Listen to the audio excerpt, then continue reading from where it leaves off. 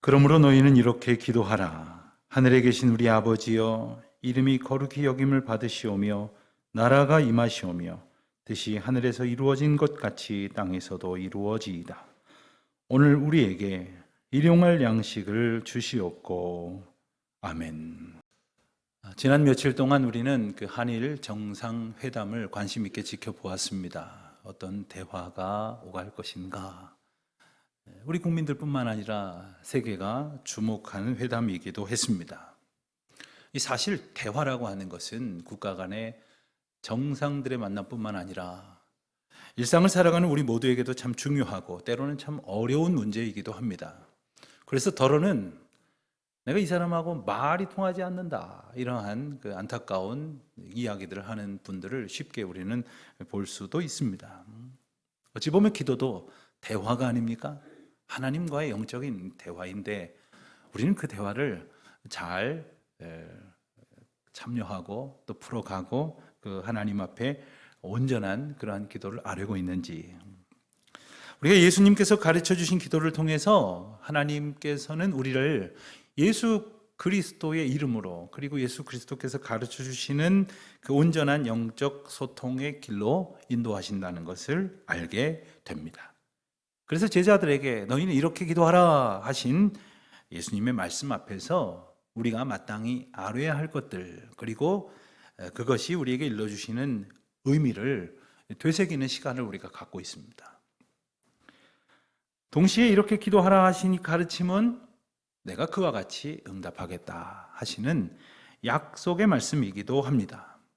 그래서 우리가 지난 몇 주간 특별히 우리가 함께 읽은 9절 10절 말씀을 통해서 우리가 기도할 때에 아버지의 이름이 거룩하게 되시기를, 또한 나라가 임하시오며 또한 아버지의 뜻이 하늘에서 이루어진 것 같이 땅에서도 이루어지기를 구해야 한다 하는 말씀을 예수님께로부터 받았습니다. 배웠습니다. 바로 이 기도가 하나님 나라 백성이 하나님께서 다스리시는 나라의 삶을 살아가면서 하나님의 역사를 위해서 드려야 할 기도였다라는 것이죠. 그리고 오늘 우리가 읽은 본문 말씀에서 이제 이 땅에 발을 딛고 살아가는 우리가 우리 자신을 위해서는 어떻게 기도해야 할지를 일러주시는 말씀을 보게 됩니다. 그 시작은 바로 일용할 양식에 관한 기도였습니다. 일용할 양식을 주시기를 기도하라 하는 겁니다.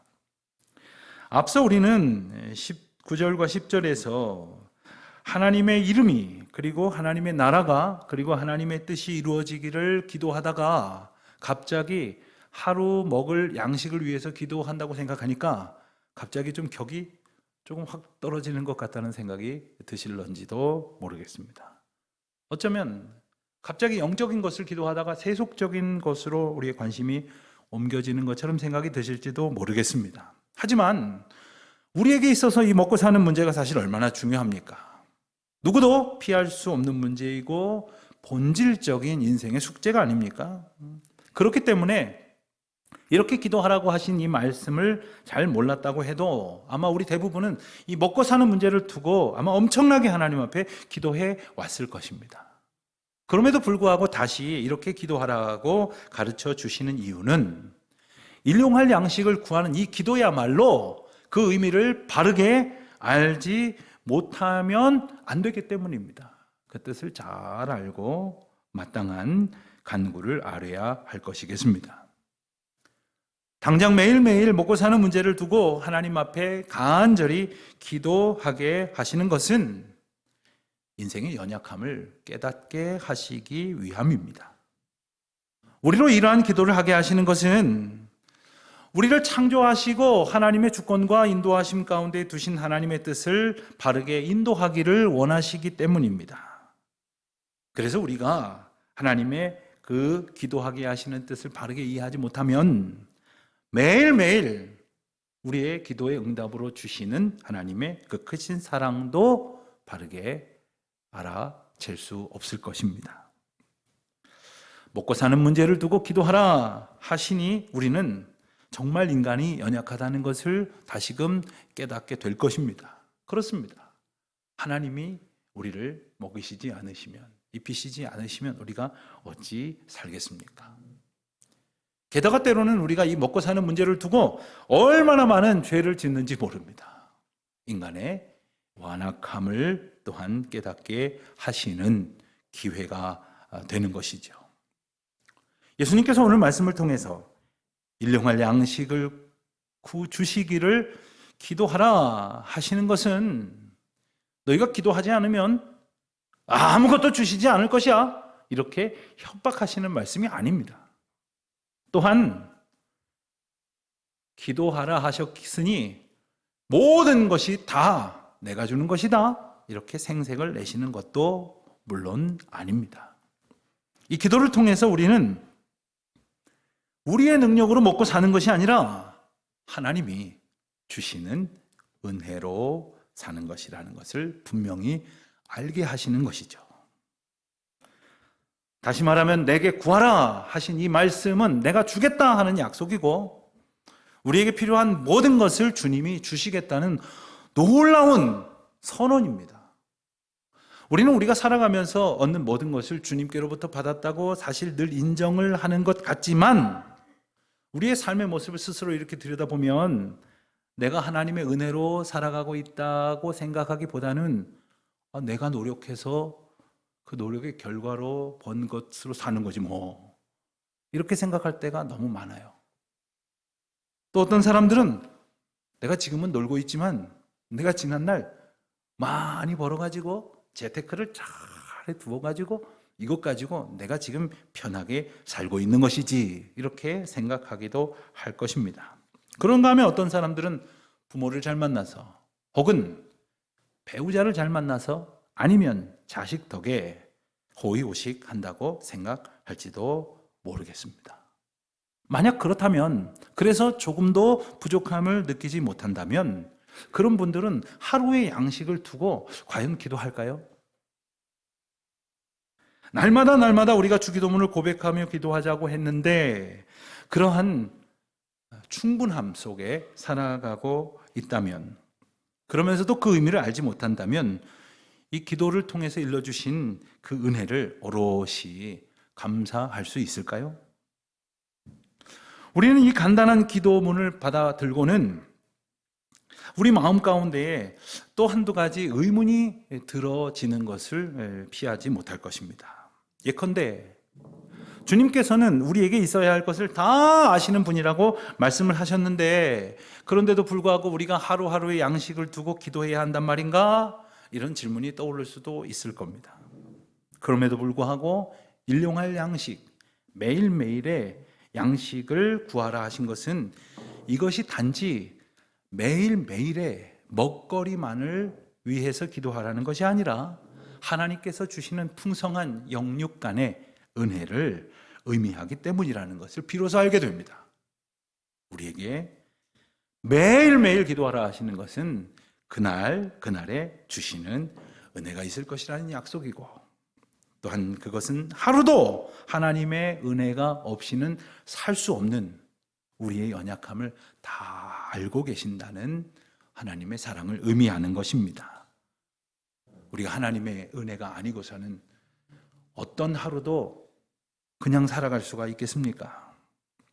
자, 그럼에도 불구하고 여전히 우리 마음 가운데 해결되지 아니한 어떤 혼동이 있다면 그것은 아마도 어떤 말씀이 함께 떠오르기 때문일 것입니다. 아마도 그 말씀은 6장 25절 말씀이 아닐까요? 6장 25절 말씀을 제가 읽어보겠습니다. 그러므로 내가 너희에게 이르노니 목숨을 위하여 무엇을 먹을까, 무엇을 마실까, 몸을 위하여 무엇을 입을까 염려하지 말라. 목숨이 의복보다 중하지 아니하며 몸이 의복보다 중하지 아니하냐. 읽는 김에 33절 34절도 한번 제가 읽겠습니다. 그런즉 너희는 먼저 그의 나라와 그의 의를 구하라. 그리하면 이 모든 것을 너희에게 더하시리라. 그러므로 내일 일을 위하여 염려하지 말라. 내일 일은 내일이 염려할 것이요 한날의 괴로움은 그날로 족하니라. 여러분, 우리가 온전한 믿음을 가졌다고 한다면 무엇을 먹을까, 무엇을 입을까 이런 정도의 염려는 하지 말라, 이렇게 말씀하시는 것 같은데, 그런데 일용할 양식을 구하라고 하시는 오늘 본문 말씀은 또 무슨 뜻이냔 말입니다. 마치 이 두 가지 우리에게 주시는 말씀이 서로 충돌되거나 앞뒤가 안 맞는 것은 아닐까? 그러나 이 말씀은 둘 다 맞습니다. 너무나도 중요한 말씀입니다. 기도하여 구하라 하시는 말씀도 맞고 구하지 말라 하시는 말씀도 맞습니다. 그러면 어떻게 구하고 어떻게 구하지 말아야 할 것인가? 이 말씀을 바르게 이해하기 위해서는 32절에서 우리는 답을 찾기 시작할 수 있을 것 같습니다. 이는 다 이방인들이 구하는 것이라 너희 하늘 아버지께서 이 모든 것을 너희에게 있어야 할 줄을 아시느니라 했습니다. 그렇습니다. 오늘 우리가 읽은 11절 말씀에 일용할 양식을 구하라 하시는 것은 구하라는 가르침이라고 한다면 구하지 말라고 하셨던 그것은 바로 이방인들처럼 구하는 것이라는 말씀이에요. 그러면 이방인들이 구하는 것은 어떻게 다를까요? 이방인들이 구하는 것이라고 번역된 이 구하는이라에 해당되는 단어는 에피테제오라고 하는 헬라어 원어가 사용이 됐는데 이 말은 신약 성경에서 주로 기도하다, 간구하다라는 일반적으로 사용된 단어와는 별개의 단어입니다. 다른 뜻을 가진 단어입니다. 여기서 사용된 이방인이 구하는 것이 담고 있는 더 정확한 뜻은 쫓아다니면서 찾는다라는 뜻이 됩니다. 즉 하나님의 인도하심을, 그 약속을 그 응답 가운데에 기다리면서 하나님의 은혜를 사모함으로 기도하는 게 아니라 자기 힘을 다해서 쫓아다니면서 찾는 방식, 그런 것이 이방인의 방식이라는 것이고 그렇게 구해서는 안 된다라는 가르침입니다. 그러면 그들은 왜 그렇게 쫓아다니면서 구했는가? 그 이유는 31절에 소개가 되고 있습니다. 31절입니다. 그러므로 염려하여 이르기를 무엇을 먹을까, 무엇을 마실까, 무엇을 입을까 하지 말라. 이렇게 먹을 것과 마실 것과 입을 것을 쫓아다니면서 구했던 이유는 바로 염려했기 때문이라는 거예요. 염려했기 때문에. 그러면 어떤 염려를 했는 것일까?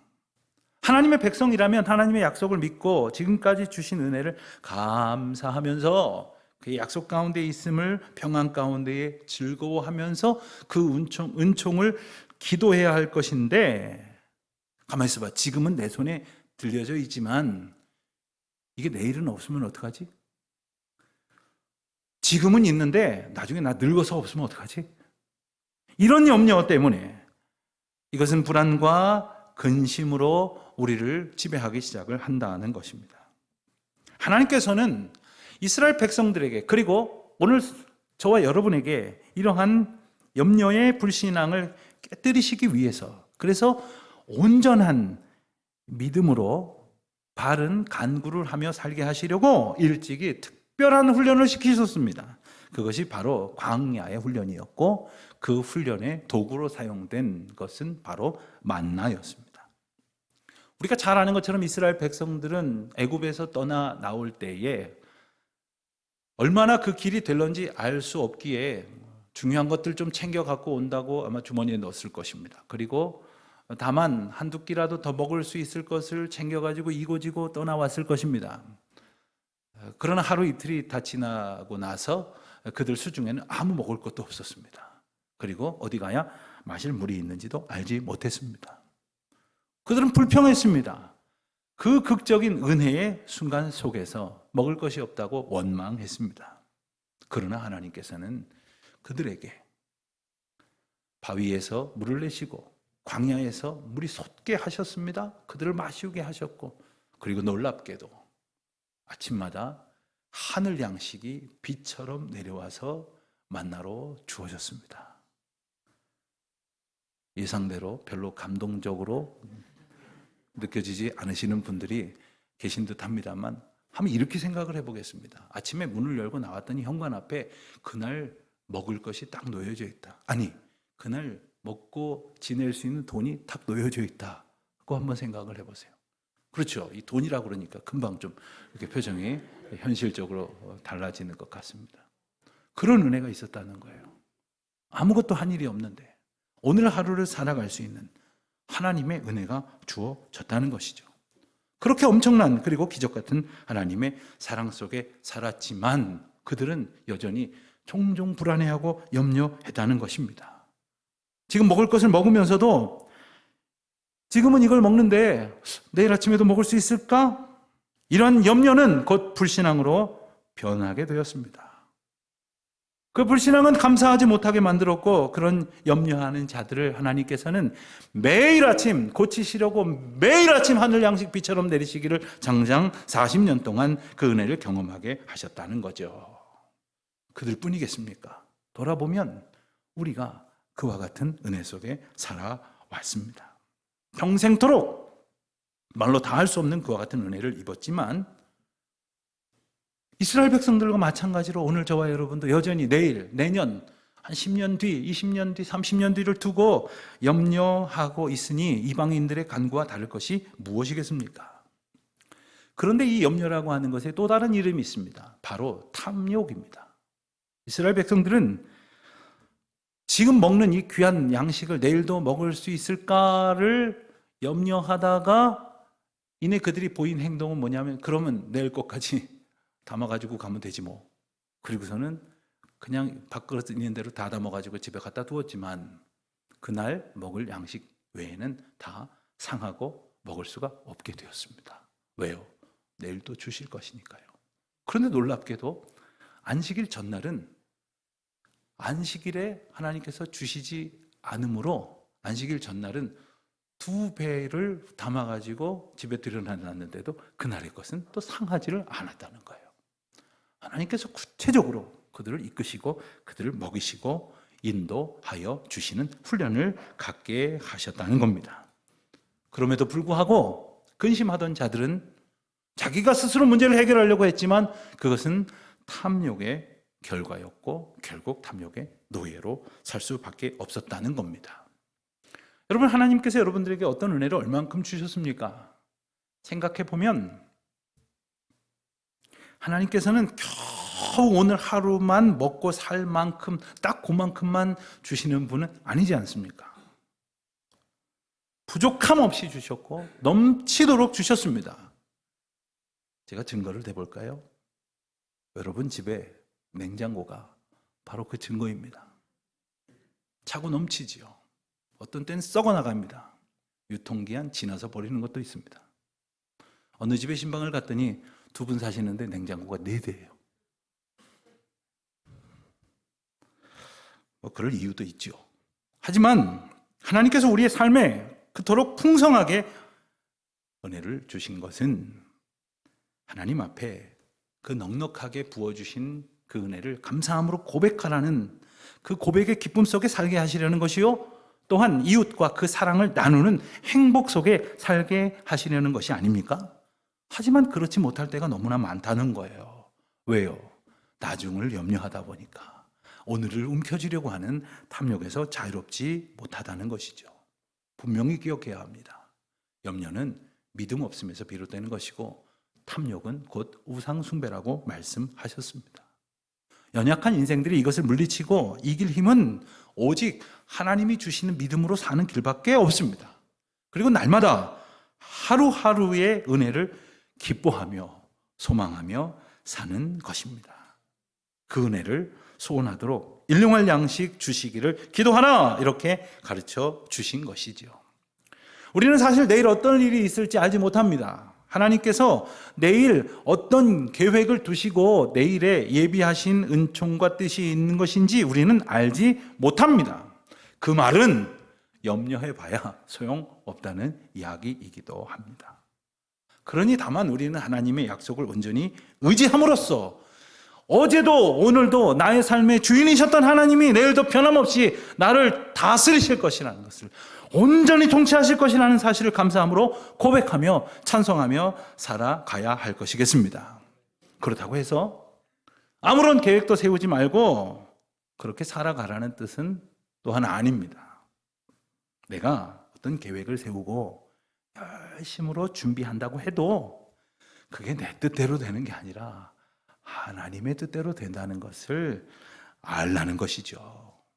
그러니 성실하게 준비하되 겸손하게 주의 뜻을 구하고 그리하여 잘 됐다고 교만할 것도 잘못됐다고 낙심할 것도 아니라는 말씀입니다. 자, 이제 우리가 구해야 할 일용할 양식은 무엇인가를 생각해 보십시다. 문자 그대로 이해를 한다면 삼시세끼를 구하라는 말씀입니까? 아니, 삼시세끼만 먹고 어떻게 삽니까? 간식도 좀 있어야겠죠. 그렇습니까? 그러면 간식도 포함하고 커피도 한 2잔 정도 해서 그만큼을 구하라, 그런 기도입니까? 사실 우리 가운데에는 그렇게 삼시세끼를 끼니 걱정하며 사시는 분들은 아마 아무도 계시지 않을 겁니다. 오히려 4끼, 5끼를 먹기 때문에 그것은 걱정이 될지도 모르겠지만 부족하여 걱정하는 사람은 없을 것이에요. 그렇다면 뭘 위해서 기도하라는 말씀입니까?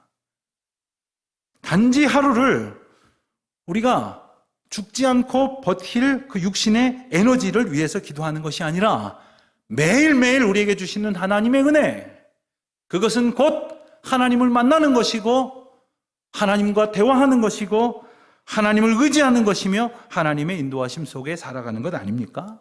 그것을 구하라는 거예요. 날마다 하나님의 은혜 가운데에 함께 사는 것, 그것을 약속하셨으니 그 양식을 의지하라는 것입니다. 하나님께서는 그 하늘 양식을 우리에게 먹이시려고 한 분 독생자 예수 그리스도를 이 땅에 보내시지 않았습니까? 그리고 그 예수님은 우리에게 자신을 선언하셨지 않습니까? 나는 생명의 떡이라고 말씀하셨죠. 누구든지 목마르거든 내게로 와서 마시라고 말씀하셨죠. 죽어도 다시 사는 부활의 생명이요 영원한 하늘 양식이 되어 주셨습니다.